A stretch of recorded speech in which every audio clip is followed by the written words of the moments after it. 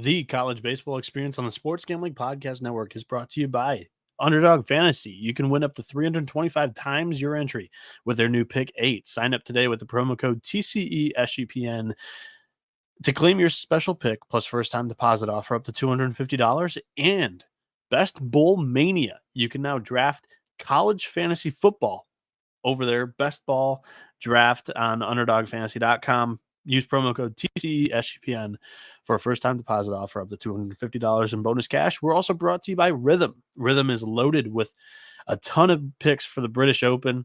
Claim your 7-day free trial today by going to sportsgamblingpodcast.com/rhythm. That's sportsgamblingpodcast.com/RITHMM.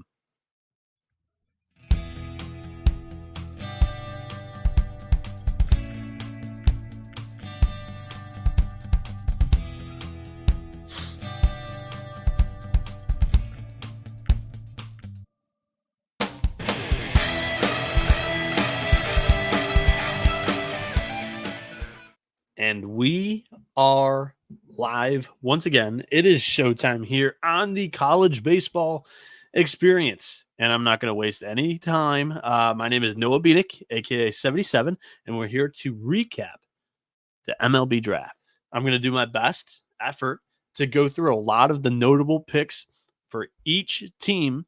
I'm going to give out my favorite 4 draft hauls, my least favorite draft haul, and also some analysis on every first round pick, 1 through 30. And then that's when I'm going to fill in on some of the draft haul talk after.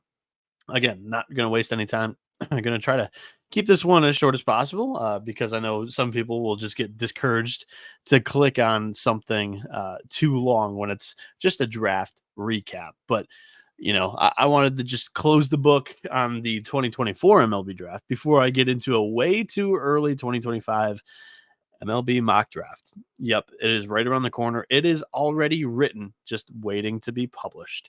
The Cleveland Guardians selected first overall in the 2024 MLB draft. They took Travis Bazzana, which didn't surprise me at all. A lot of mock drafters really outthought themselves, in my opinion, mocking J.J. Weatherholt to Cleveland. In all honesty, Travis Bazzana is probably going to give the Guardians a good discount because he's a sharp kid. That's one reason why I love him as a prospect. And his camp probably knew that if he didn't go number 1 overall, he'd probably slip to number 4 because both Cincinnati and Colorado were reportedly in on some power pitchers and power hitters. So it was either number 1 or number 4. Bazzana probably got 400, 800K more to go number 1 overall. And you can say that you went number 1 overall. And now you get a whole country of Australians that are super excited and ready to back you because you did go number 1 overall in the American Major League Baseball draft. Bazzana performed extremely well in the Cape Cod League, winning the MVP over there. The Guardians have shown in previous years that they really value the performance with a wood bat against elite competition in that league. And they've showed us that they love their contact first hitters, but Bazzana also provides a good power level as well. He's got a good power floor or good floor for power, as well as this was just a perfect match for Cleveland. And I'm happy I didn't get persuaded off of it in my mock draft. It was one of the few that I got right. I actually only got 5. Some people I saw drill 7 and 8. But I don't do anything with the sources or whatnot. I just go off of pure draft trends and organization strengths. And, we did all right. But yeah, like throughout the weeks, it was all J.J. Weatherholt, Travis Bazzana. It was take your pick between the two. They're going to get a little bit of a deal. And it ends up being Travis Bazzana, which, I mean, you can look up on Twitter. I was saying Bazzana was going to be the number 1 overall pick in this draft back in like July last year. So then after number 1 overall, my mock draft blew up. But like this Cleveland Guardians draft haul, I ranked it number 1 overall. It wasn't just because of Bazzana at number 1. I mean, you get Braylon Doty, Joey Oakey, and Chase Mobley. All 3 of those kids were top 100 MLB draft prospects. All 3 high school pitchers. They got Chase Mobley, who's 6'6", down there in the 10th round, 295th overall. He probably had some signability question marks early on in the draft. And my guess is that Cleveland either wasn't able to drill somebody in the middle of their draft where they needed another good splash, or they just got a yes from Mobley, and that was a super, super good pick in the 10th round. But other college names that are well known: Jacob Cozart, the catcher out of NC State; Rafe Schlesinger, SP2 for Miami this season. They also got Oregon State's ace, Aiden Major; Caden Favors, Wichita State's best pitcher. Further down, they got Sean Matson out of Harvard. I really liked him. Bennett Thompson out of Oregon; Connor Whitaker out of Florida State in the 15th round; Logan McGuire out of Georgia Tech, 17th round; Isaac Martinez, a grad senior, sign in the 18th round out of UC San Diego; Cam Schulke from my neck of the woods in Michigan, out of Mississippi State in the 19th round. He's a real funky low slot submarine arm. And then Cam Walty, 20th round. I mean, good for Cam Walty. He pitched really solid this year. I'm actually surprised he was 20th and not like a 12th. So yeah, that's that's what the Guardians did. I really love what they did with all the high school pitching talent, the top end college talent there. That was a great class. Honestly, my favorite draft class of all 30 teams. Second overall, the Cincinnati Reds selected Chase Burns, and him going number 2 overall surprised me quite a bit. Not because of his prospectus.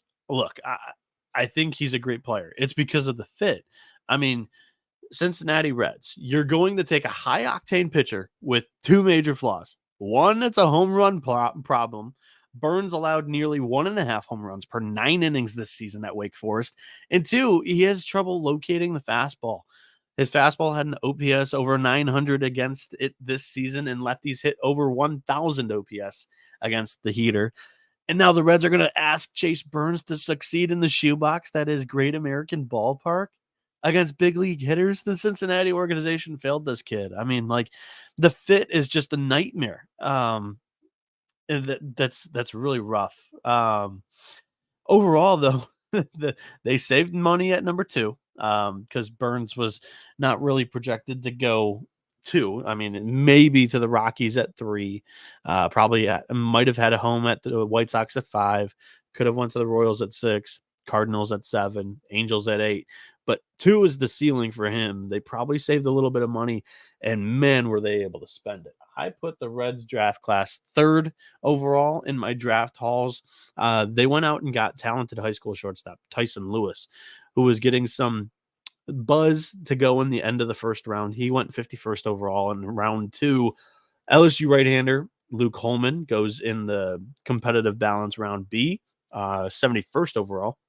Mike Sirota was a preseason round 1 talent, goes in round 3, 87th overall out of Northeastern. That's a great get. Peyton Stovall, 117th. Tristan Smith out of Clemson, 150th. Both of those kids were 1st round high school talents that went to college. Didn't really improve their draft stock, but the Reds hit home runs, drafting both of those guys a little bit later on. Luke Hayden out of Indiana State goes 8th, 230, goes in 8th round, 239th overall. Will Cannon out of Auburn goes in the 12th round. Anthony Stefan goes in the 13th round out of Virginia. Jordan Little out of Virginia Tech, 15th round, 449th overall. Jimmy Romano out of Duke, 16th round. And we're going to move on from the Reds here. Number 3 overall, the Colorado Rockies. From a nightmare fit that was Chase Burns in Cincinnati, a dream fit for Charlie Condon to go to Colorado. This was a match made in heaven. The one hole that you could poke in Condon's hitting profile was that he wasn't really elite against off-speed pitches. And now we get to see Condon play in Coors Field, where off-speed pitches go to die. This is tremendous. Like, he's going to hit bombs. Like, this is, everybody's saying that, like, you know, he offers you what Chris Bryant, you hoped you would get out of Chris Bryant, and now you're getting a second chance with a younger Chris Bryant. I heard that comp. I gave a Chris Bryant comp honestly, to another kid in this draft class. But Condon going third overall was a great deal for Colorado, and it was rumored that he was number one on their board. So, yeah, shout out to the Rockies there. They also, I mean, they killed it day one. Brody Brecht, 38th overall in the competitive balance round A. And then they also got Jared Thomas, the Texas outfielder, 42nd overall. Cole Messina, 77th overall in the third round, a catcher out of South Carolina. Blake Wright, 106th overall out of Clemson. LeBaron Johnson Jr., 139th. A pitcher, the Texas ace the last 2 years, Fidel Ulloa, LSU reliever, 198th overall in the seventh round there. Luke Jewett, UCLA's ace, 228th there. Fisher Jameson, reliever for Florida. Tommy Hope, Fresno State first baseman there. Alan Espinal out of Vanderbilt. Justin Lower out of LSU. I don't know if he might have another year at LSU. He might not sign there. Going in the 13th round, 378th overall. Luke Thielen out of Western Michigan, for any of my Northerners that are listening to this show. And yeah, like this was a very good class as well for Colorado. I only ranked 4. And then the fifth one that I had was my least favorite that we'll talk about in a little bit. Fourth overall, we had the Athletics. Not really Oakland anymore in the future, but the Athletics organization drafted 4th overall. They took, I mean, this was another pick that I had early intel back before the season began. Oakland loved Nick Kurtz. Then in the final few months, the entire industry started to get cold with Kurtz, and they slipped him down their draft board and their mock drafts. In retrospect, that's exactly what the Athletics were hoping would happen. And they got their guy at a severe discount. Like, it was rumored that Kurtz really didn't have a home inside the top 10 outside of the Athletics and Angels. Nick Kurtz bit the bullet on probably $1 million+ less to sign here in the top 10. And, it was a big enough discount to drag down Tommy White to 40th overall and then grab his LSU teammate Gage Jump 73rd overall. The Athletics, I think they severely upgraded their draft haul by just feeding mock drafters and MLB draft writers, hey, we're not really interested in Kurtz anymore. They got a huge discount. And, I ranked the Athletics draft 4th overall. You look at this one, like I said, Kurtz, White, Jump. That's tremendous. Top 3 on day one there. They also had Josh Kuroda, Jordan out of Rutgers, 75th overall. He was the Big Ten Player of the Year this season. RJ Green out of Cal. He's got MLB bloodlines. He was rumored to be a first pick, or not first round, first day pick at the beginning of the year. So that's a really good pick, 104th overall there. Sam Sturr, one of Portland's best pitchers, 137th overall in the 5th round. Davis Diaz, a catcher out of Vanderbilt there in the 8th round. Jared Sprague-Lott in the 9th round. The Arkansas kid, Ali Camarillo, Texas A&M shortstop from the College World Series, 12th round, 346th overall. They also got Kyle Robinson out of Texas Tech. Riley Hughes is a really interesting arm. Like, he burst onto the scene, striking out a ton of people in non-conference, fell apart in the back half of the season. But out of Winthrop there, he's a really interesting low 90s left-handed arm. Who else? Who else on this one? That looks like it's going to wrap up a lot of the interesting names that I had on the top of my mind. But yeah, that was a very good haul, and just outstanding, X's and O's when it comes to the MLB draft and doing what you need to do in order to save yourself some money and bring in a very talented class. 5th overall, we had the Chicago White Sox, and they ended up going pitcher. I had Burns here. But Hagen Smith was an elite pitcher this season. Being a top 5 pick should not surprise many. SEC pitcher of the year after leading the country after the regular season with a 148 ERA, a 130 opponent batting average, and an all-time record high 17 and a half strikeouts per 9 innings. The White Sox are getting a good one here. They also went with a Michigan shortstop, Caleb Bonnemer, with pick number 43 in the 2nd round. Other notable college names here: Nick McLean out of Arizona State, 78th overall. He was an outfielder. Casey Salke, also an outfielder for Virginia, 107th overall. Sam Antonacci out of Coastal Carolina, 140th in the 5th round. Jackson Appel goes in the 6th round here to the White Sox. The Texas A&M catcher from the College World Series team. Phil Fox, the best arm out of Pittsburgh's bullpen, maybe even the best arm on that team. He was a big-time leverage guy. Aaron Combs closes out the College World Series Finals, Game 3, and he goes in the 8th round to the White Sox. Justin Sinibaldi out of Rutgers goes in the 14th round. Mason Moore, 15th round out of Kentucky. He was the just stellar Kentucky arm in the postseason. Always showed up when the lights were bright. TJ McCants out of Alabama, the outfielder, 16th overall. Lyle Miller Green. They actually drafted him as a two-way player out of Russia, even though he moved into America when he was young. He was adopted, but two-way player, cool for him. I don't think that will last long. He is just going to slug baseballs. I'm really rooting for him. Liam Paddock goes 18th overall. Really fell there. Nick Pinto as well. He's a really old arm. But that's cool as well. 19th round out of UC Irvine. So yeah, fun White Sox draft there. A couple of mid-major gems later on in that one for sure. Before we continue outside of the top 5, the Sports Gambling Podcast is getting you ready for college football with their college football previews. Also, the College Football Experience is doing 134 solo team previews and will be doing their conference previews when they conclude as well. Tune in wherever you get your podcasts on the SGPN app. Or on the SGPN app, or wherever you get your podcasts, whether it be Apple Podcasts or Google Podcasts or Spotify. Plus, Underdog Fantasy just launched their college football best ball product. First place wins $20,000 plus the higher lower pick 'em. Pick 8 allows you an opportunity to win 325 times your entry. You can now use specials and boosts on all flexed entries. Don't miss your chance to try it out before it's gone. Sign up today with the promo code TCESGPN to claim your special pick plus first-time deposit offer up to $250 in bonus cash. UnderdogFantasy.com, promo code TCESGPN. Circa Sports is back with Circa Survivor and Circa Millions, giving away $16 million in guaranteed prizes. And of course, Circa contests have no rake.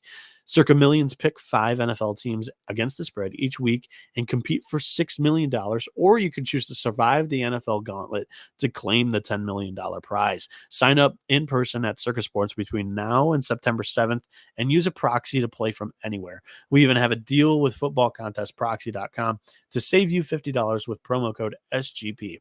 If you don't have a trip booked for Las Vegas yet, Ultimate Contest Weekend is a great time to go hang out with Ryan and Sean of the Sports Gambling Podcast.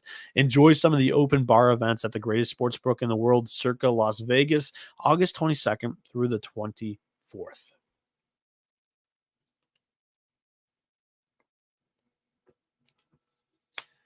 All right, we are back here on the College Baseball Experience, going through the entire first round, also talking about some of the more notable names from each organization's draft haul this year, 2024 MLB Draft Talk. Kansas City Royals, 6th overall. Jack Caglione slipped to 6, but if you viewed him as a hitter only, like this is probably where I would have had him. I like top 3 prospect had he be like valued as a left-handed pitcher, which Kansas City drafted him as a two-way guy. So I think they got great value. He's probably a reliever in my eyes. And you look at, he's probably going to slug innings 1 through 8. You go and warm him up below the stadium and in the batting cages, and he probably comes out for the 9th inning, throws high ched, and gets out of there. In an interview with on MLB Network, Cag said that the Royals were going to let him do both, but we'll see how long that actually lasts. Caglione might have been dealing with some, arm fatigue at the end of the college season. The velo was ticking down 6 or 7 miles an hour in some on some fastballs, but either way, Caglione's power potential at the plate breaks the 80 grade scale, and he is a plus defender at first base, which could open up the exploration of him possibly playing even the outfield. Kansas City, after Cags goes with David Shields, 41st overall in the second round. Drew Beam, Tennessee's like number one pitcher, going 76th overall there. LP Longvin, out of Louisiana Lafayette, 105 in the fourth round. That's a fun arm. Also AJ Causey. So they grabbed the 1-2 starting pitcher combo out of Tennessee, the national champions this year. Causey goes in the fifth round. Tanner Jones out of Texas A&M goes in the sixth round. Dennis Kalarin's a nice low slot arm out of Northeastern going in the seventh round. Nick Conti's a guy that didn't get a ton of tread at Duke, but he goes in the eighth round here. Nate Ackenhausen, LSU reliever, 10th round. Tommy Molsky out of Oklahoma State goes in the 12th round. Sam Colazingam, that was a hot name in the preseason, big time mid-major performer. He goes 13th overall. He's out of Air Force. They drafted a kid out of No School, Texas. Maybe that's Northern School, Texas. That's funny. And that looks like it's it for notable names here. 7th overall, we had the St. Louis Cardinals. And I mean, they seem pretty happy with JJ Weatherholt, as he was the best player available, and the Cardinals probably ponied up here. Weatherholt falls to 7th overall, probably received a full $6.82 million slot value, possibly more, as St. Louis didn't have another pick until pick number 80 in the 2024 MLB Draft. So they made sure that they hit a home run, and they did, with JJ Weatherholt, who led D1 level with a .449 batting average last year in 2023. Brian Holiday is a fun, smaller right-handed pitcher, 80th overall out of Oklahoma State. He's got some gas to that arm. Ryan Campos out of Arizona State, 109th in the fourth round there. Braden Davis out of Oklahoma, left-handed pitcher, 142nd in the fifth round. Josh Cross out of Cincinnati, their catcher, in the sixth. Andrew Dukanich, who didn't pitch much with Vanderbilt, goes in the seventh round. Jack Finley, a fun left-handed arm out of Notre Dame. He had some arm injuries that kind of forced us to not be able to see him later on in his career, but fun freshman year there. He was a main reason why the Fighting Irish were able to take down Tennessee and get to the College World Series. John Gazdar out of Austin Peay's fun in the 11th round. He was the Govs shortstop this year. Ian Petrutz out of Alabama, their outfielder, goes 12th overall, 12th round, 351st overall. And that looks like it's going to wrap up the St. Louis notable picks in my eyes. We're going to go to the Los Angeles Angels, who selected 8th overall. Christian Moore, a super physical second baseman who won the SEC baseball triple crown this year. He had the third most home runs in Division I, and he was the leadoff hitter of a national championship team. The only knock against Christian Moore is his defense, and the Angels are managed by one of the best infield coaches around, Ron Washington. So this is a high floor. There's not much projectability with Christian Moore. He's already a very physical infielder. And like the one question mark that kind of kept him out of a lot of teams' top 10 draft boards was the defense. And you're going to put him in front of one of the best defensive coaches in the MLB. I really like this fit. And the Angels, they had my second favorite draft class. You go and ask anybody else that aren't college baseball fans, they'll probably tell you that this draft sucked because there's not a lot of high ceiling. But to me, I know what the Angels are trying to do. Like, I mean, they're trying to win now. And like with Mike Trout, you have a window. I think they had a goal when they were drafting, and I think they knocked it out of the park. More like I talked about, but they follow up after Christian Moore with Chris Cortez, a reliever out of Texas A&M. Normally, it's bizarre to see a reliever in the top 50 overall, but the Angels needed bullpen help on the big league team, and Chris Cortez's 100-mile-an-hour bowling ball sinkers can play immediately in the MLB. Ryan Johnson's a super herky-jerky arm that I personally absolutely love. Like, this is one of my favorite pitchers from the college level this season. He has unique mechanics, but he's a big-time performer, and you're going to find out pretty quickly whether he's going to be able to play or not in the pros. Ryan Prager's an arm out of Texas A&M that's not going to light up the radar gun, but he's already a very pitchable arm, very mature. good, fills up the strike zone well, and high floor again. Like if you want him to go up there and throw strikes, he'll throw you strikes. Austin Gordon is another mid to high 90s fastball reliever. Clemson's closer of the season. They also, Bridger Holmes is a low slot right-hander. Oregon State's closer is a disgusting submarine slot. Also, like Austin Gordon has a good breaking ball. Bridger Holmes has a terrific, whatever you want to call it, sweeper. All of these guys provide high floors. I mean, going up and down here, like keep going. Derek Clark, the West Virginia small, stocky left-hander. He's just going to give you pitchability. He's going to go out there and be a bulldog. Like Ryan Nicholson, a good hitter, power hitter of Kentucky's team this past offseason. Fran O'Shell goes in the 12th round out of Duke. A really talented arm, Team USA guy. He was expected to go in the top 5 rounds in the preseason this year. Fell a little bit due to injury and some, lack of tread with Duke this year. I mean, that bullpen was just so stacked. David Mershon out of Mississippi State goes in the 18th round. That was more of a, I don't know what that was because he's only a sophomore. He probably returns. I don't know if he's going to sign there 532nd overall. So, but yeah, I really love this Angels draft. High floor, a lot of bullpen arms to go up there immediately and help them. So yeah, like that's a super fun college heavy draft that I personally love, but it's a taste thing for me. A lot of people aren't going to agree with that take, but I really like a lot of those guys, and I think it makes sense for them to take the high floor, not much projectability left.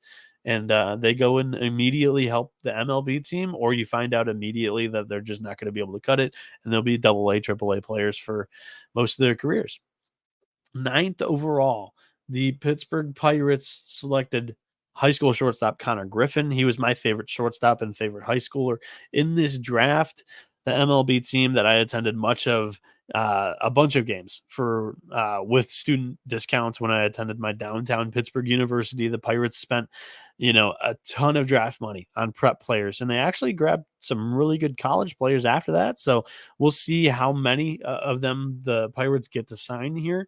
But they get Levi Sterling, Wyatt Sanford, 2 very talented high school players on day one. Then they go with Josh Hartle, who had slipped a little bit after a disappointing junior season in Wake Forest. Will Taylor got hurt, was out for the season with Clemson, but that one's fun. Matt Ager out of UC Santa Barbara, he plummeted in draft stock, but that's a very talented arm. There's a lot of fun projection there. Connor Whitgriff out of Minnesota, he had a really good year last year.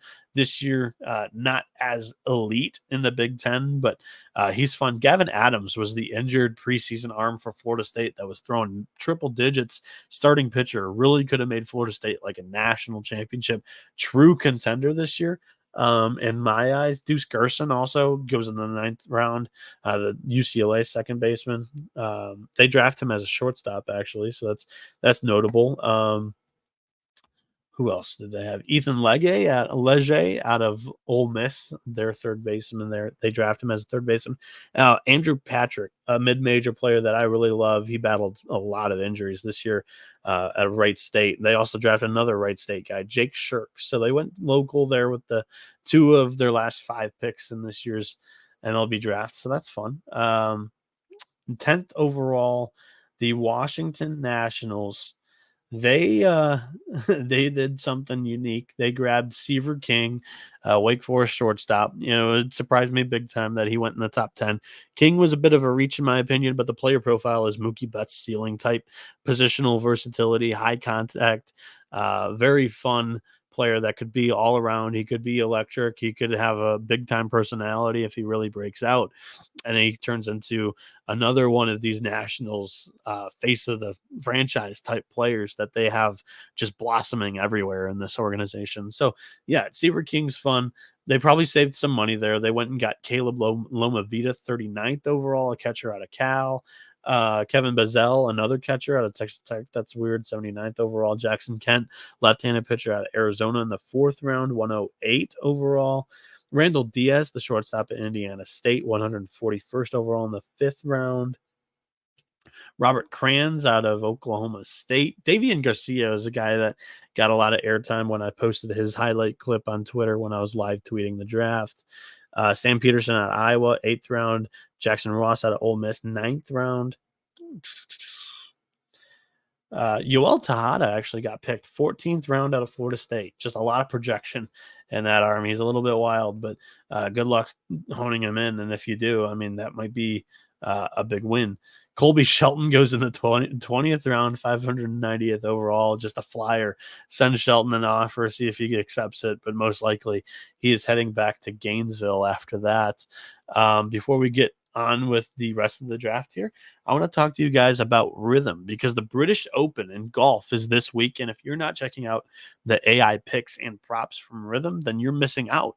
Not just outright winners, but they got picks for the top 5, top 10, and top 20. Use the AI caddy to get some great data insights. You can even customize your own golf betting model using Rhythm's tools. Claim your 7-day free trial today by going to sportsgamblingpodcast.com/rhythm. That's sportsgamblingpodcast.com/RITHMM.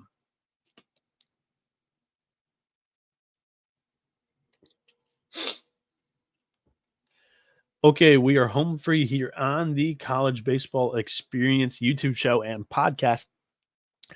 11th overall, the Detroit Tigers selected Bryce Rayner. It was announced that he was going to be a shortstop. He has an explosive arm because of his pitching prowess. I think he has everything that it takes to be a 5-tool player at the next level. I was crossing my fingers. I was like, please don't give us Cam Kennedy. I really wanted Rayner, mainly because I know that Scott Harris, the president of baseball operations, he is furthering his timeline here with the Tigers. He's giving himself more time to be the president of this team in the front office, and by doing that, he's just going to continue to draft high schoolers. This team kind of on the fringe of being able to compete. It looks like they want to take the long route, which is going to drive some people crazy in Detroit. I'm just glad they got a good bat rather than another high school pitcher, Cam Kennedy. I just wasn't too thrilled about that player profile. My personal opinion there. I just was crossing my fingers that he wouldn't go. I was hoping for college bat or Bryce Rayner or Connor Griffin, but Rayner was a guy that kind of fell out of the top 10. He was coming into the year the number 1 high school player in this draft class. So I feel happy that the Tigers got him at 11th overall. You look at this draft, it's high school heavy. A couple of notable names here. Josh Randall out of San Diego goes in the 3rd round, 85th overall. Michael Massey, 4th round, 114th overall. Back issues kind of caused him to fall and also made him miss some time this season. Jack Penny out of Notre Dame goes in the 5th round, 147th overall. Woody Hadeen out of Cal Irvine, UC Irvine there, their shortstop. Jackson Strong was a big-time mid-major performer out of Canisius, outfielder there. Who else? We had RJ Sales in the 10th round out of UNC Wilmington.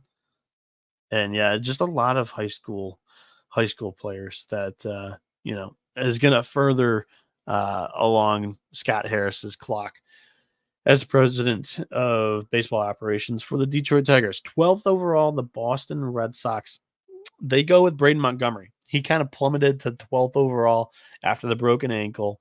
Boston hit a home run with this pick, much like what Beaumont's going to do at Fenway Park. A lot, in my opinion. In the Red Sox system, starting in 2025, this kid's going to be an absolute baller. Look for him to climb up the farm system pretty quickly, in my opinion. They followed that up with Peyton Tolley, 50th overall, TCU's left-handed ace there. Brandon Neely, the kind of do-it-all arm for Florida this season, really was just he starred in a leverage bullpen role. He goes 86th overall. Zach Earhart out of Oklahoma State, the outfielder, goes 115th overall in the 4th round. Blake Aida, Kennesaw State, arm goes in the 6th round. Will Taylor, a South Alabama outfielder, goes in the 7th round. Hudson White, Arkansas's catcher, goes 267th overall in the 9th round. Devin Fitzgerald goes in the 10th round out of Vanderbilt, left-handed pitcher there. Brady Tigert goes in the 12th round, 357th overall. They follow him up with Shea Sprague, the lefty out of North Carolina. And that's going to wrap up the Red Sox draft there. 13th overall, the San Francisco Giants. They were rumored to be the floor of Cam Caminiti, and it turns out that my hunch on this kid was a little bit correct as he kind of fell through the floor. James Tibbs goes 13th overall to the Giants. He absolutely destroys left-handed pitching, and the Giants will probably love using him in a platoon. That's just what they're going to do. Tibbs won the ACC Player of the Year with a gaudy offensive numbers, and he demolishes fastballs with power to all fields. This draft class is really fun because they didn't have a pick in the 2nd or 3rd round. So I think they saved some money here on Tibbs somehow. Tibbs was like number 12, number 13 on a lot of, or not 13, number 11, number 12 on a lot of mock draft boards. And they get Tibbs, and then they pull Dakota Jordan down to 4th round, 116th overall. He is not a 116th overall prospect in this year's class. He's top 50 for sure. I thought he had a chance to go in the 1st round. I had him, I think, 37th overall, the Pittsburgh Pirates in my mock draft. That is a very fun get for the San Francisco Giants. Kudos to them for even pulling that off. Kudos to Jordan for, just, of course, he's taking the money to do that, but also, you have a chance to be, if not a 1st round, 2nd round player. Now, when you go and look up Dakota Jordan on Wikipedia or Baseball Reference, you're going to see 4th round next to his name instead of what could have been and what probably should have been his normal value. And if he makes it in the MLB, you can say, hey, he was a 4th round pick. Good for him. But it might not work that way when you're telling your kids 20 years down the road about your time getting drafted in the MLB. Jacob Christian, San Diego outfielder, goes in the 5th round, 149th overall. Robert Hipwell was a big-time performer for Santa Clara, 178th overall in the 6th round there. Greg Ferrone, Alabama lefty, 7th round. Nico Mazza, Southern Miss, ace this season, 8th round, 238th overall. Who else do we got? Xander Darby, 12th round out of UC Santa Barbara. Jeremiah Jenkins was one of my favorite mid-major players. He's a first baseman, not really going to move from that position, but he can slug.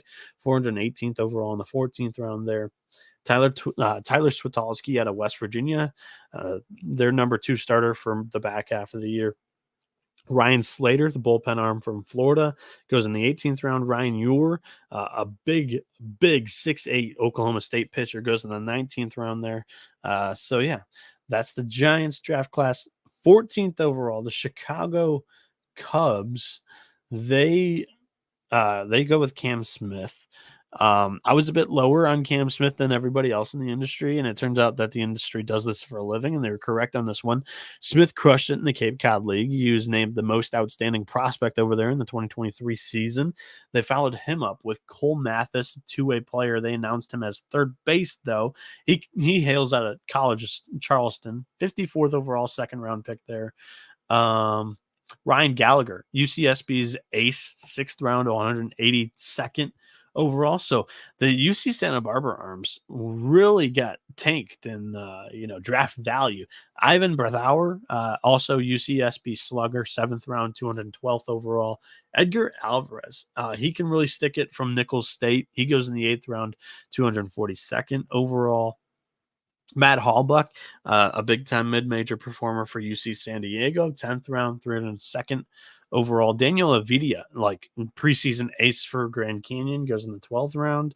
Evan Aschenbeck, the big-time reliever, the stopper of the year in college baseball this season, 13th round, 392nd overall. He's floated out the idea that he possibly could come back to Texas A&M this season and hopes to raise the draft stock. Cameron Cisnero out East Tennessee State. He was one of my favorite mid-major players. Another big, stocky first baseman that's not going to move from the position, but man, is he fun. Braden Reisdorf, 20th round arm out of Indiana. He was the preseason #1 pitcher over there. Kind of just fell out of that role completely, but local kid for the Chicago Cubs to finish off their draft. The Seattle Mariners selected 15th overall. They took Urangelo Senja, pronounced Jurangelo Cincha at the MLB draft. I don't believe Cincha's right, but we'll see. Most likely he was offered a cheaper, older pitching. He was a cheaper, older pitching option for the Mariners. And then they dragged Ryan Sloan down the number 55 with the savings of Senja here. The switch pitcher, right-handed Senja is in the upper 90s with a hard slider and a great changeup. In his post-draft interview, he did say that the Mariners were going to allow him to pitch with both arms moving forward. So cool stuff there. And then Ryan Sloan, who Seattle will probably use a couple $1 million to coerce from his Wake Forest commitment. I had him inside my top 10 right-handed pitchers and top 25 of my mock draft. This is really impressive get for Seattle at number 55 overall. Sloan's fastball is in the mid to high 90s with good ride. He also has 2+ pitches with a changeup and a slider to offer to hitters on both sides of the plate. All around good stuff from Seattle. After that, though, they didn't really knock it out of the park with a lot of these picks. Fifth round, I should say, 145th over the 154th overall. While I'm all over the place, Charlie Bielenson, a Duke, he was mainly the closer, but he would come in for bulk innings in the back end of the games. He loved pitching every single day, multiple innings. That guy was an animal for Duke in the bullpen. Grant Knipp, the two-way player out of Campbell, goes in the 6th round, 183rd overall. Brock Moore out of Oregon, right-handed pitcher, 213th in the 7th round. Anthony D'Onofrio in the 10th round out of North Carolina. Christian Little, fun arm out of LSU that, as a freshman had some really good performances for Vanderbilt in the postseason. 11th round, 333rd overall. Thomas Higgins out of Georgia Southern, 15th round, 453rd overall. Wyatt Lunsford Shankman in the 16th round, 483 out of East Carolina. This was a guy that was up for stopper of the year. That is surprising to me that he fell to the 16th round to Seattle there. 16th overall, we had the Miami Marlins. PJ Morlando was a big surprise to me in the first round. They're going to give him on under slot, and then they went and got Carter Johnson over slot. Both guys struggled this spring, and it's an interesting top 2 picks from the Marlins as an organization. They're kind of buying low on both of these guys here. They went and got Aiden May, Oregon State's ace. Gage Miller, Alabama, third baseman, goes 92nd overall in the 3rd round. Peyton Green out of Georgia Tech, their shortstop, goes 184th in the 6th round. Jacob Jenkins Cowart goes 8th round, 244th overall out of East Carolina. Jake Faraday, Arkansas reliever, goes 11th round, 334th overall. Cam Clayton out of Washington goes on the 14th round, 424th. He was supposed to go top 10 rounds for sure. Eric Radijak, he's going to be transferring to Tennessee this season. We'll see if he signs with the Miami Marlins. 16th round, 484th overall. He could be the Volunteers' first baseman next season. Micah McDowell out of Oregon State, the outfielder out of Canada, goes in the 17th round, 514th overall. That's going to wrap up the Marlins haul there. We're going to the Milwaukee Brewers, who, Marlins Brewers. Braylon Payne was way too cute for Milwaukee at 17 for me, being too much of a MLB snorkeler. I did not really familiarize myself with Payne's game at all. He was not on my radar in the first round for sure. Milwaukee did well with the savings. They grabbed Blake Burke, 34th overall, our sturdy left-handed first baseman who's 6'3", weighs 240 pounds, and has plus light tower power. Bryce Mekich and Chris Livonis, 2 high school pitchers, also are probably going to receive some of this extra bonus pool money. But I doubt that Burke commanded it all. I don't know where your savings are going. Payne was like a third round guy on day one in a lot of rankings that I was looking at. This was quite surprising, and they really didn't kill it with a lot of the savings, in my opinion. Jaron DeBerry, a right-handed pitcher at a Dallas Baptist, goes in the third round, 93rd overall. Marco Dingus, 123rd overall. In the fourth round, John Hollabetz out of Old Dominion. He was a right-handed pitcher, one of their better arms. Fifth round, 156th overall. Chandler Welch, Tulane's number 1 guy, 6th round, 185th overall. Mason Molina, the number 3 for Arkansas, I should say, 7th round, 215th overall there. Sam Garcia, Oklahoma State's number 1 arm, 8th round, 245. And that's going to wrap up the notable prospects there that the Milwaukee Brewers drafted. Tampa Bay Rays had the 18th overall selection. They went with Theo Gillen. He has a disciplined approach at the plate. Quick hands, sweet left-handed swing. That combined to produce line drives to all fields. Gillen battled through a couple of injuries in high school, causing him to kind of slip to 18th. But this is a high-risk, high-reward pick for the Rays, 18th overall. They took Emilian Pitre on day 1 out of Kentucky. This is quite surprising, but very fun. Kentucky second baseman goes 58th overall in the second round, kind of much higher than we expected him to. Nathan Llewellyn, catcher out of St. Joseph's. He's a good prospect, top 10 catcher of mine. He goes 94th overall in the third round. Nate Knowles, mid-major ace for William Mary, goes 4th round, 124th overall. Jacob Komatz, Oregon State's number 2 arm, 5th round, 157th overall. Jansen Keisel, fun reliever for Oklahoma State in the 6th round, 186th overall. Ryan Andrade, the default best pitcher on Pittsburgh's starting rotation, 7th round, 216th overall. Garrett Gainey, kind of like a do-it-all reliever for South Carolina, goes in the 9th round. Trey Poozer, Kentucky's number 1, goes in the 10th round, 306th overall. Connor Hyzak, who had kind of a Jeremy Lin moment in the SEC tournament, goes in the 13th round, 396th overall. He was center fielder, outfielder for Mississippi State. Dom Nyman got drafted, 18th round, 546th overall there. Good for him. Moving on to the New York Mets, who had the 19th pick in the first round. They took Carson Bench. He's well known for strong exit velocity off the bat while having a good eye at the plate. Left-handed hitter, can slug to all fields, good bat speed, close to 4 or 5 tools. I don't think a lot of scouts have given him, or a lot of writers have given him 5 tools, but he can hit for power, he can hit for average. He has a very strong arm. I would say he fields well, and I think the kid's got a lot of what it takes to be an MLB player. They follow him up with Jonathan Santucci, 46th overall in the second round, the left-handed ace for Duke. Nate Dome, the injured ace for Mississippi State, 3rd round, 82nd overall. Eli Serrano, NC State's center fielder, 111th overall in the 4th round. Corey Collins led the country in on-base percentage, 6th round, 173rd overall out of Georgia, their first baseman there. Will Watson, pitcher out of USC, goes in the 7th round. Brendan Girton, Oklahoma's right-handed pitcher there, 10th round. Jackson Jelkin out of Houston's starting rotation, goes in the 9th round.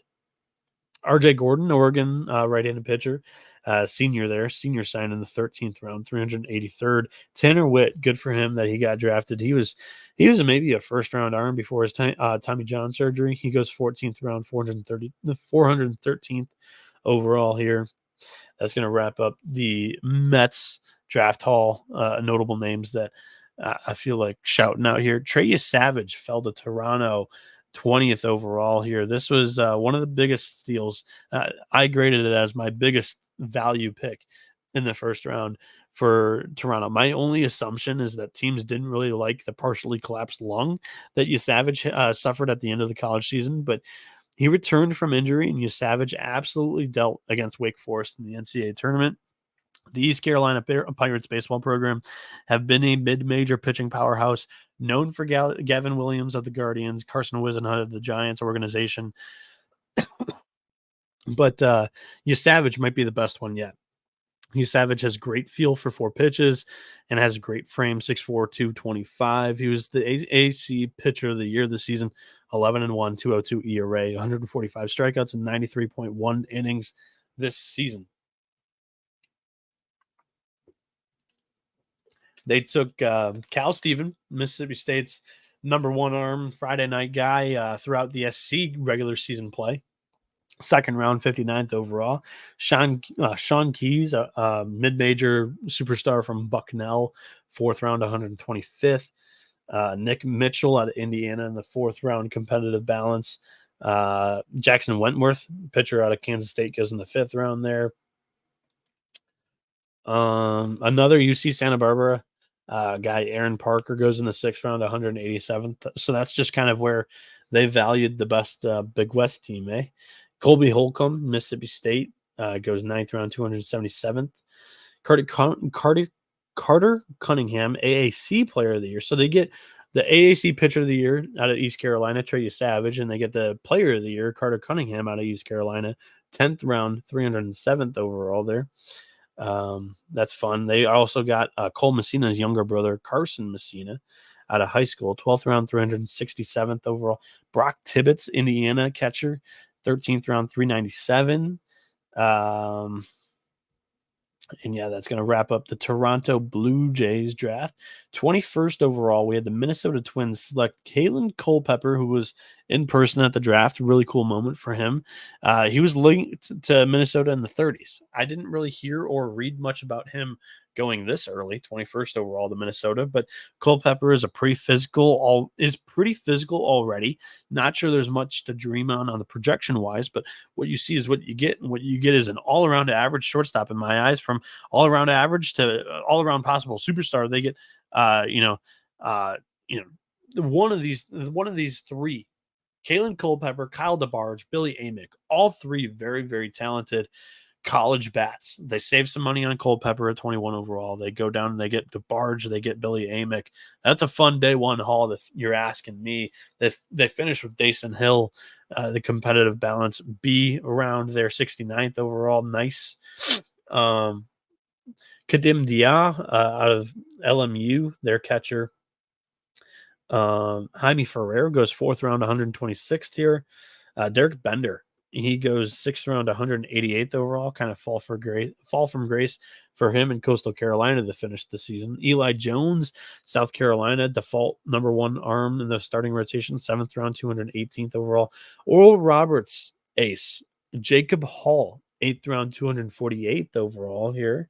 Peyton Carr, superstar out of High Point, 10th round, 308. Xavier Kohlhasser out of St. John's, 13th round, 398. Who else do we have? Aiden Hawk out of North Carolina, 16th round, 488. Michael Ross out of Samford gets drafted, 18th round, 548. He transferred, I think, to Auburn, so we'll see if he signs. Logan Whitaker, good for that guy. He goes in the 19th round, 578. Dealt with so many injuries. How old is this kid? 23. Good for him getting drafted, 19th round, 578 overall to the Minnesota Twins. I couldn't be happier. I think he's like a 6th-year senior. So good for him, dude. Baltimore Orioles at 22. Oh man, they got I think the steal of the draft was Trey Savage dropping to 20th. There was obviously some risk around Vance Honeycutt, but man, was Baltimore the wrong team to allow this high octane talent. Honeycutt, it's just the swing and miss. 27.5 strikeout percentage. It's the highest strikeout rate ever to be taken in the first round of the MLB draft. However, I want you guys to think about Julio Rodriguez type ceiling here if everything goes right. J-Rod still has that strikeout issue, but he has great bat speed. Vance Honeycutt stole 28 bases. He's got the foot speed too that J-Rod has. At North Carolina this spring, he won ACC Defensive Player of the Year. It was actually back-to-back seasons for Honeycutt. He batted .318 with an 11.24 OPS, 28 home runs. The Baltimore Orioles are an excellent organization at developing hitters. I think the other 31 MLB organizations made a huge mistake allowing this ticking time bomb to land in Baltimore or wherever they, their development site is at that they're going to send Vance to. But this is a very, very big pick for Baltimore. They follow that up with 2 Virginia hitters, Griff O'Farrell and Ethan Anderson, on day 1. They also got Austin Overn out of USC, the outfielder, 97th overall in the 3rd round. Their first pitcher actually was Chase Alsop out of Auburn. Interesting. Carson Dorsey goes in the 7th round here, 219th overall. Jack Crowder, big right-handed arm for Illinois, their best arm in that rotation. 9th round, it's 279th overall. Sebastian Gongora, Louisville's ace, 11th round, 339. Carter Rustad out of Missouri goes 15th overall, 15th round, 459 overall. That's going to wrap up the draft haul for Baltimore Orioles. That was notable. The Los Angeles Dodgers, 23rd overall. They got Kellen Lindsey. This was interesting for sure. Probably a haircut deal. I think they reached, but Lindsey is a premium high school athlete, quarterback, features elite speed at only 6'2", 175. He's going to add some strength probably. Right now he's only producing line drives. He could add some power. More importantly, though, the Doyers, they dragged Chase Harlan down to 98th overall with their savings. Harlan, goes in the 3rd round. They didn't have a 2nd round pick here. Harlan's a big, strong, physically mature corner infielder with some serious pop. The Dodgers probably are going to sway Harlan away from his Clemson commit. So that's tough news for my guy, Eric Bakich. Jacob Wright out of Cal Poly, left-handed pitcher, goes 4th round, 128. Brooks Auger, another really good Mississippi State arm, 6th round, 190 overall. Elijah Hainline, Oregon State shortstop, goes 7th round, 220th overall. Cole Myers, outfielder out of Troy, goes 9th round, 280.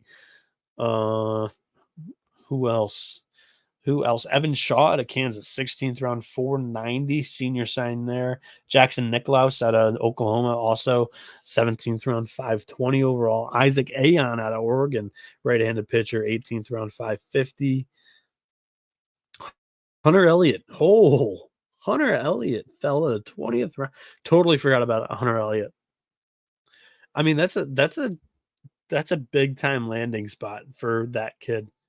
I'm sure Ole Miss fans are hoping that he would fall completely out of the MLB draft and they would get him next year. But Hunter Elliott, there's a lot to dream on in the LA Dodgers organization. That is a hell of a gem in the 20th round, 610th overall. Circle that one, folks. We'll be Ole Miss fans are sitting on the edge of their seats with that. I did not see that today. Did not catch that one. Atlanta Braves drafted 24th overall. They got Cam Caminiti. He fell all the way to 24. Actually, kind of where I valued him in the 1st round. It was rumored that his floor was 13th. The Braves pounced on the talented arm. What a surprise. They might have paid overslot here for him, as the next 3 picks that the Braves took were all currently injured or often injured or hurt college pitchers. Carter Holton, Luke Sennard, and Herrick Hernandez. Holton out of Vanderbilt, Sennard out of Indiana, Hernandez out of Miami go 2, 3, 4 rounds respectively. Brett Sears, Big Ten pitcher of the year, goes 7th round, 221 overall. Who else was notable? Mason Guerra, 14th round, 431. Oregon State's first baseman this season. Jacob Schaefer out of UNC Wilmington, right-handed pitcher, 17th round, 521. And we'll move on from the Braves, 25th overall, San Diego Padres. Not going to be a lot of college players for this organization. Cash Mayfield, in my opinion, fell a little bit. I think he was a better left-handed pitcher than Caminiti. He's long, lanky, 3/4 arm slot, low to mid-90s fastball, strike thrower, misses a ton of bats. This was a good pick from the Pods.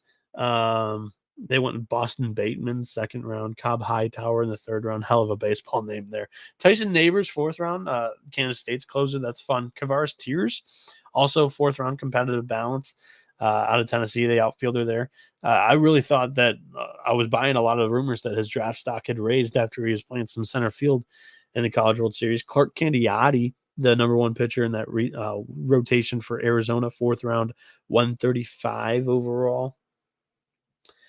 Lots of high school players. Brandon Butterworth out of NC State, 12th round, 360th overall. Shout out to my fellow Lincoln Park listener. I tagged him on him walking up to his walk-up song saying Lincoln Park, something like Rip Chester or something. So he liked that. I liked that a lot. New York Yankees, 26th overall. Here we go.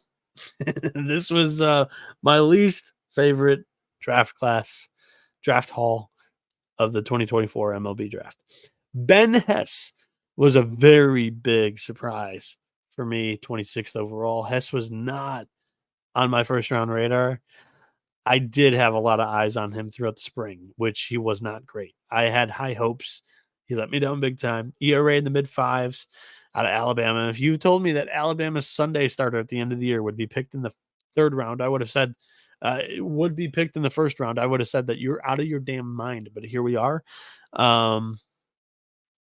They followed that up with Bryce Cunningham in the 2nd round, who had big-time splits in the college ranks, like pitched really good at home, sucked on the road. Double-digit ERA on the road, like ERA over 10. Really tough. Thatcher Hurd can't pitch in the regular season. Only showed up when it mattered most in the postseason in 2023. And when they tried to do it again in 2024, he really didn't have that same success. I don't know what the Yankees are going to be able to do with Thatcher Hurd. If Nate Yeskie and who was it before? It might have been Nate Yeskie both years. If they weren't able to do anything with Hurd after 2 seasons, him transferring in from UCLA, I don't know what the Yankees are going to do. Gage Zeal, Miami, he's probably the most polished pitcher, and he goes 4th round, 119th overall here. Grayson Carter's a lot to dream. Like, this might be the highest ceiling pick here. Grayson Carter's got a lot to dream on here from this arm. But again, I'm not too high on his control. Like, he's really wild, can't find the strike zone. Griffin Herring, best pitcher. He's the best pitcher that they drafted here. LSU's number 1 reliever, came in every time they needed him. 6th round, 181st overall there. Wyatt Parliament, starting pitcher of Virginia Tech. Their rotation sucked. Tyler Wilson out of Grand Canyon, 8th round, 241. Tanner Bowman, Auburn, 9th round, 271. Who else? Who else do we see here? Xavier Rivas out of Ole Miss. I think he had Tommy John. 16th round, 481. He definitely had an arm injury that took him out for the year. So Brandon Decker, shout out to the guy. Oakland University in Michigan. A 19th round, 571. I mean, he's a mid-90s arm from the right side. He was a senior sign. Shout out to him. He's going to the Bronx. Not quite the Bronx. He'll go to wherever their developmental site is. JoJo Jackson, I forgot. I completely skipped over him. 17th round, 511. He's in the transfer portal. I don't know if he's going here. But cool stuff. That was my least favorite draft haul. Just a lot of pitchers who struggle to find the strike zone, didn't perform well this season. There's just a lot of stuff, not much control from that draft class. Philadelphia Phillies drafted 27th overall. They took Dante Nori, who's a small in stature, brick shit house high schooler from Michigan. He's like, this is an area that general manager Dave Dombrowski is familiar with during his time with the Detroit Tigers. He's familiar with his recruiting grounds here. They saved a little bit here. They dragged Griffin Burkholder down to pick number 63. Burkholder was a West Virginia commit that has super speed, and also he's pretty physically built as well. I really liked my MLB comp of Byron Buxton to him. That's a tough blow to West Virginia as they were looking to sign him, bring him to campus. John Spikerman goes third round, the 100th overall out of Oklahoma. He was a star on that College World Series runner-up team. Carson DiMartini, third baseman, gets announced as shortstop for Philadelphia, fourth round, 130. Carter Matheson out of Indiana, fifth round, 162 overall. Outfielder there. Cody Shojinaga out of Kansas, sixth round, 192nd overall. Cameron Hill, talented arm, eighth round, 252. I think this is the one. They've got two Camerons. It's like Cam Jones and Cam Hill. I think Cam Hill was the Cape Cod pitcher of the year last summer, and it just didn't quite work out. Same with Marcus Morgan, didn't really work out. But I mean, those are two really productive arms that they're taking a chance on late on day two. Hopefully it works out for Philadelphia and those kids. Jared Spencer goes 14th round, 432. That kid's a monster. Left-handed pitcher, weird, funky angle. 6'3". Like he was massive for the Sycamores in 2023. Eric Ritchie out of East Carolina goes in the 19th round. He's a junior. He might not sign that, but 19th round, 582. Congrats to the kid there. We've got three more. Houston Astros picked 28th overall. This is one of the picks that I correctly mocked. I had Walker Yannick, the hometown catcher, going to the Astros here. No big deal. Yannick was my number one catcher in this draft class all around. I think he was the best catcher. They followed that up with Ryan Ferrucci in the third round, 101 overall. They didn't have a second round pick. Parker Smith, another hometown kid from Rice, Houston area college, fourth round, 131 overall. Cole Hertzler out of Liberty, fifth round, 163. Lull, as there's just not much notable names here from the college ranks that I familiarized myself with throughout the season. So 29th overall is where we get the Arizona Diamondbacks, and this was a fun, interesting draft. Slade Caldwell falls to 29th overall. He was scooped up here by the D-backs. He has a silky smooth left-handed swing. Caldwell is an advanced hitter with a mature approach, makes consistent line drive contact all fields. Standing at only 5'9", he might have the best pound-for-pound swing in this year's draft class. They followed that up with Ryan Waldschmidt, 31st, and then took JD Dix. They had plenty of money to go around and spend here. They spent a big time on the top two picks, and then they had to they couldn't splurge on pick number 3 there. So Slade and Waldschmidt demanded probably a lot of the money there, and then JD Dix, 35th overall in competitive balance A round. But it was really interesting what the D-backs were going to do with those 3 picks, all in a 7-pick span. Connor Foley, a fun arm from Indiana, very talented, 5th round, 164. He's still developing and figuring out who he is as a pitcher. That one's a fun pick. He could be a really good prospect. Mason Marriott, Baylor's ace, 6th round, 194 overall. Luke Craig out of UNC Wilmington, 7th round, 224, left-handed pitcher there. Ben McLaughlin out of Arkansas, left-handed hitter, third baseman, 9th round, 284. Trent Youngblood out of Transylvania University. He's a Kentucky transfer, so we'll see if he follows through on his commitment to Kentucky, or if he gets if he signs and goes into the pros here. John West out of Boston College. That's cool for him. 4th-year senior, 12th round, 374 overall. Good for him. Rocco Reed out of Clemson, bullpen arm there. He was one of the Tigers' better ones. And Hunter Carnes, 20th overall or 20th round. He was a top. He was like a day one guy, if I remember correctly. He goes 20th round, so we'll see if they'll be able to sign him. I doubt it, but cool stuff. Texas finishes it off, the host of the MLB Draft this year.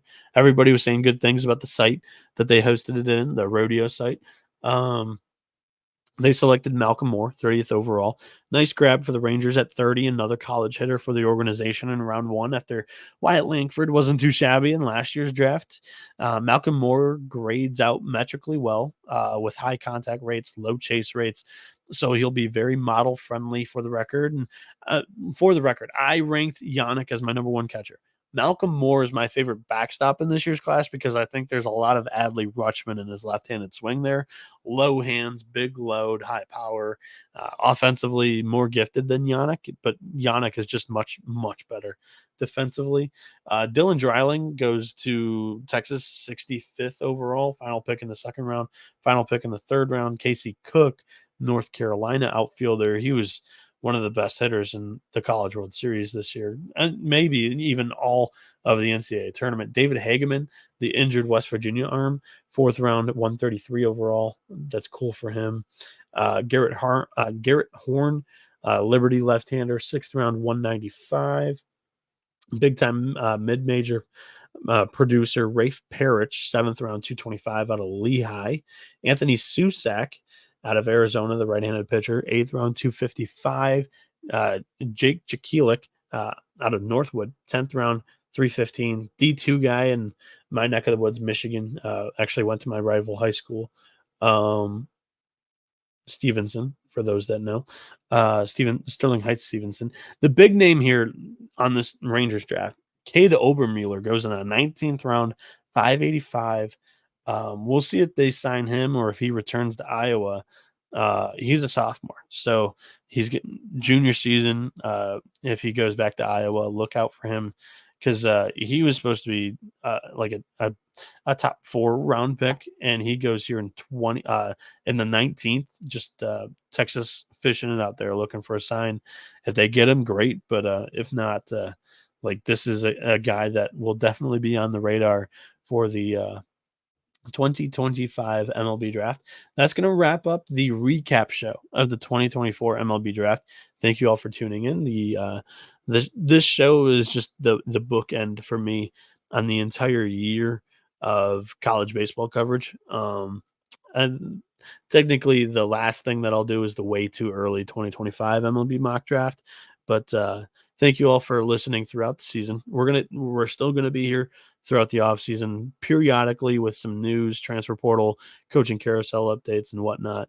And just maybe some big time news if any of it hits, if any college conference realignment happens, we could be back here, but sparingly throughout the offseason. I'll be back one more time, big MLB draft episode later on this week. You can count on it.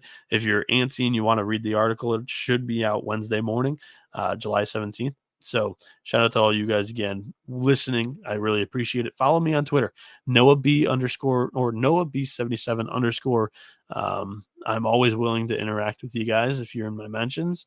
My DMs are just flooded. Like I used to be really active with the DMs, but now there's like 46 of them that are unread, and I apologize to everybody in there. I think that's it. So we're going to get out of here. Check out the college football experience. 134 solo team previews for every FBS team out there. Colby and the crew are putting in a ton of work to get everybody's team covered in the FBS level. College basketball experience nonstop. We're doing summer college coaches tour, summer school college coaches tour. Moneyline Mac is interviewing a bunch of mid-major college coaches. So that's a really cool series that we're doing over there. And Sports Gambling Podcast for everything football or Olympics are coming up. I'll be doing some Olympics coverage, writing articles for some picks there in the coming days. But I'm going to bid you adieu. This is one more goodbye after this one, but I really do appreciate all you guys for sticking around the entire season. So you've been experiencing the better side of college baseball with the College Baseball Experience. Adios, amigos.